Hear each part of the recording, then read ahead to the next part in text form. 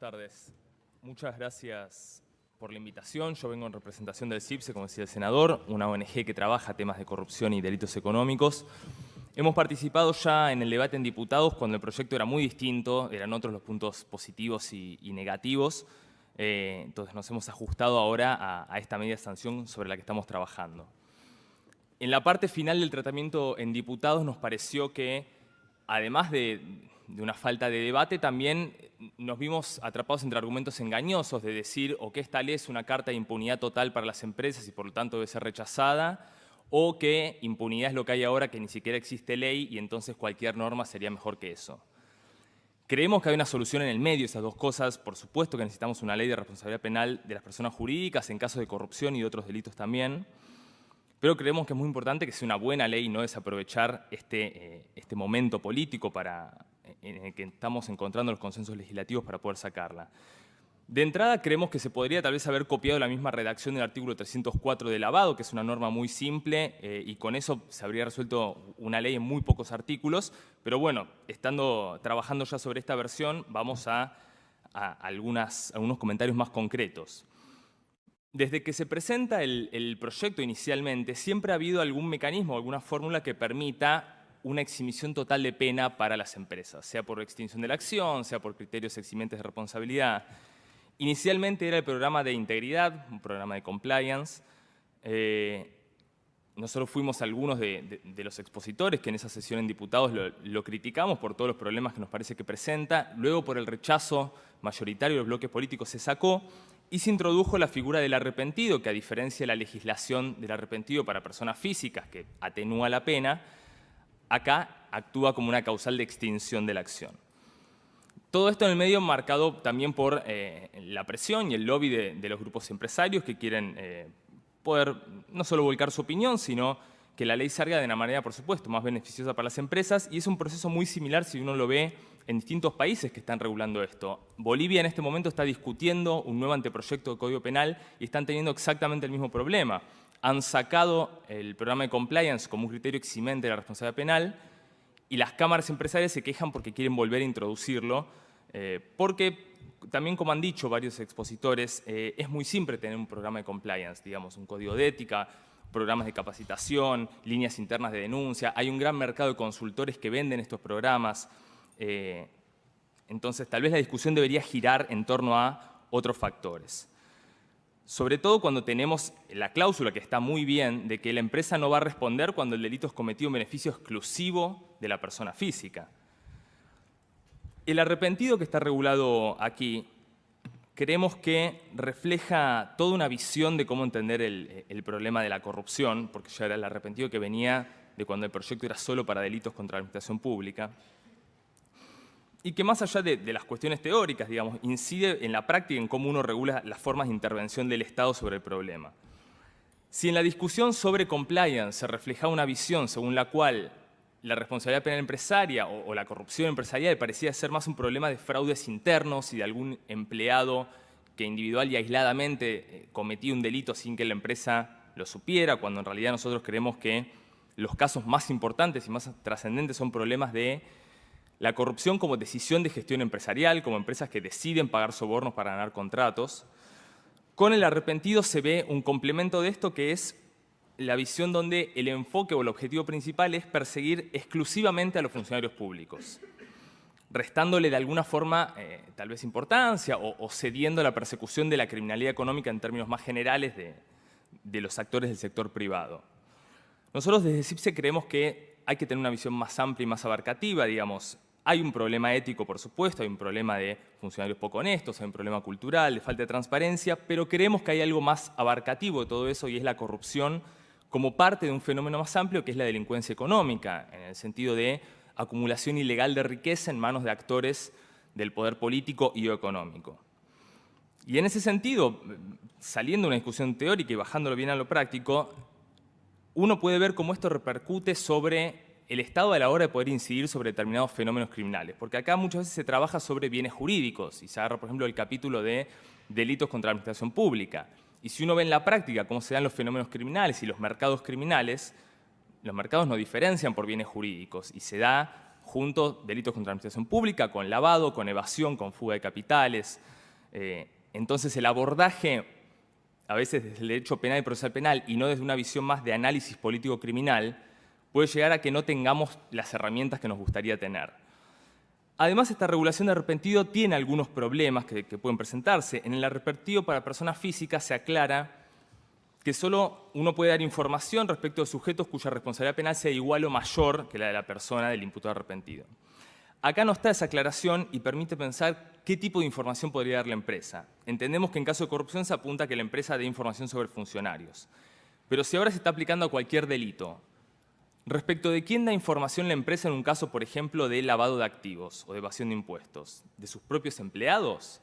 Porque en ese caso vamos a estar perdonando a la empresa para ir contra un empleado. Parecería no ser una decisión de política criminal conveniente. Ahí hay algo, al ampliarlo a todos los delitos, que no termina de quedar claro cómo se va a dar en la práctica. Incluso en Brasil, que está siendo tomado como modelo, la empresa JBS, que entregó a casi 2.000 políticos brasileños, también recibió una multa histórica de 3.000 millones de dólares. Es decir, se aplican, incluso a quienes adhieren a la figura del arrepentido, sanciones fuertes. También pasa que queda tanto el arrepentido como el programa de compliance regulado en distintos momentos de la ley. Digamos. Distintas formas de cooperación y de arrepentimiento están como causal de extinción de la acción en el artículo 5, como criterio de determinación de las sanciones en el artículo 9 y como atenuante en el artículo 11. Que parecería más, tal vez una falta de armonía de cómo quedó la norma, antes que una decisión intencional de decir queremos diferenciar distintos niveles de cooperación y los fiscales verán en cada caso cómo quieren aplicarlo. Que eso es algo que también nos parece muy importante, que todo lo que sea criterios de determinación de sanciones, circunstancias atenuantes, quede en decisión del fiscal, digamos. Legislemos pensando en un sistema donde, como dice la Constitución, el Ministerio Público es quien impulsa la acción penal y por lo tanto no lo deciden los jueces, sino que lo litigan entre fiscales y defensores. Se está ahora discutiendo también en estas sesiones si volver a introducir el acuerdo de arrepentido administrativo que se sacó del artículo 37. A ver, incluso, digamos, asumiendo que la procuración del Ejecutivo fuera porque hay que ver cómo maneja el Ministerio Público la información de un caso de corrupción, que es delicada, en ese caso, que nos puede parecer una preocupación válida, no habría que distorsionar las normas a modo de no respetar las facultades de que quien puede impulsar una investigación penal e interviene en un caso concreto es el Ministerio Público Fiscal. No habría entonces que hacer esta negociación entre empresa y ejecutivo sin pasar por el Ministerio Público, sino reformar el sistema para que realmente el sistema de justicia en general y puntualmente el Ministerio Público se manejen de manera más transparente, mucho más controlada, rindiendo más cuentas de cara a la sociedad. Nos parece, insistimos, que la solución pasa más por una reforma estructural del sistema de justicia, también lo que mencionaba el doctor Ple, que por sacar al Ministerio Público del medio y llevarlo a una negociación directa con el Poder Ejecutivo. Además, el acuerdo administrativo incluía, como en la cláusula de arrepentido general, que luego en la media sanción se saca, la posibilidad del saneamiento de los actos viciados por los hechos reconocidos. O sea que si hay una situación en la cual una empresa viene a reconocer un caso de corrupción de hace 1, 2, 5 años, no puede ser sancionada penalmente porque lamentablemente no teníamos ley, pero el saneamiento podría implicar que siga ejecutando y se quede con los contratos que nos está reconociendo que recibió a partir de pagar sobornos y que recibió con sobreprecio, por ejemplo. Es una decisión, digamos, delicada. Nosotros personalmente no estamos a favor de que el Estado decida mantener los contratos de la empresa en estas condiciones. El proyecto se aplica, dice, a todos los delitos previstos en el Código Penal. Acá hay algo que marcaban también antes, que es qué pasa con las normas que hoy ya tienen responsabilidad penal de las personas jurídicas. Yo tiendo a pensar que tal vez al poner todos los delitos del Código Penal y no agregar y de las leyes especiales, quisieron decir que esas normas de evasión de impuestos, de régimen penal cambiario, de desabastecimiento, siguen con el sistema actual y este nuevo sistema se aplica al resto de los delitos. Si es así, me parece que habría que aclararlo en todo caso porque puede prestarse algunas interpretaciones distintas, pero además, en el Código Penal nosotros tenemos una forma de responsabilidad penal de personas jurídicas que es el artículo sobre el lavado de activos, el 304. ¿Y qué va a pasar ahí? ¿Se va a aplicar la norma más específica del 304 o se va a aplicar la norma más reciente de sancionarse esta ley?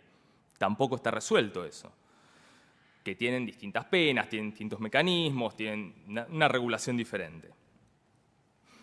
En torno a la imprescriptibilidad de los delitos de corrupción, uno puede estar a favor o en contra, la verdad es que hay muchos argumentos en ambos sentidos. Para nosotros lo indudable es que incluso sancionarse la imprescriptibilidad no termina de ser una solución de fondo, porque lo que nos puede pasar es que pasemos a tener causas que en lugar de durar 15 o 20 años duran 30 o 35. Además, por más que uno diga sacamos la prescripción del Código Penal, sigue estando la garantía del plazo razonable de juzgamiento de las convenciones internacionales y que tienen jerarquía constitucional. Entonces, alguna forma de prescripción inevitablemente va a seguir existiendo. Por lo tanto, para nosotros la solución es que una causa no llegue a durar 15 o 20 años. Y eso se logra reformando el sistema de investigación y de enjuiciamiento de este tipo de casos y de todos. En materia de prescripción también hay una parte muy importante, pero acá ya de personas jurídicas, que es que habría que especificar que no se aplique el artículo 62, inciso quinto del Código Penal, que es el que dice que en los delitos cuya pena sea de multa y no de prisión, prescriben a los 2 años. Eso tiene sentido para las personas físicas porque los delitos que no tienen pena de prisión y solamente de multa suelen ser delitos menores, pero acá, al no haber pena de prisión, la multa se convierte en la sanción principal. Tal vez han entendido que se puede solucionar porque hay una aclaración que dice que prescriben como prescriben para las personas físicas en cada delito. Pero si al mismo tiempo remite al régimen general de la prescripción y este artículo no se aclara que no se aplica, como sí se aclara que no se aplica el 64 u otros, puede llegar el problema de que claramente quede que todos estos delitos prescriben a los 2 años. Y así va a ser imposible juzgar cualquier causa de cualquier persona jurídica. Algunos últimos puntos. La regulación sobre el decomiso de bienes nos parece una regulación que tal vez, no siendo conscientes, termina siendo más limitada que el actual artículo 23 del Código Penal. Por un lado, porque incluye las ganancias del delito, pero no los instrumentos, que el Código Penal los incluye. Y por otra parte, porque no permite el decomiso sin condena, que el Código Penal, en el 23, sí lo permite para personas jurídicas. Entonces nosotros estaríamos pasando a un sistema de menor eficiencia, digamos. Tal vez en ese sentido hasta sería mejor dejar la redacción del artículo 23 actual. Después hay muchas cuestiones más puntuales que por supuesto no voy a entrar porque no hacemos a tiempo, pero que muchas reflejan a veces tal vez desde qué tipo de sistema de justicia se está legislando. Por ejemplo, cuando dice que el juez evalúa la legalidad y la razonabilidad del acuerdo de colaboración eficaz. El juez evalúa la legalidad, es cierto, pero la razonabilidad, que está más atada a la conveniencia, es una decisión de política criminal y por lo tanto debe ser adoptada por el Ministerio Público. Si no, podría pasar que un Ministerio Público quiera hacer un determinado acuerdo y el juez diga, no, yo no estoy de acuerdo, me parece que no conviene para el país. Y no son las funciones, digamos.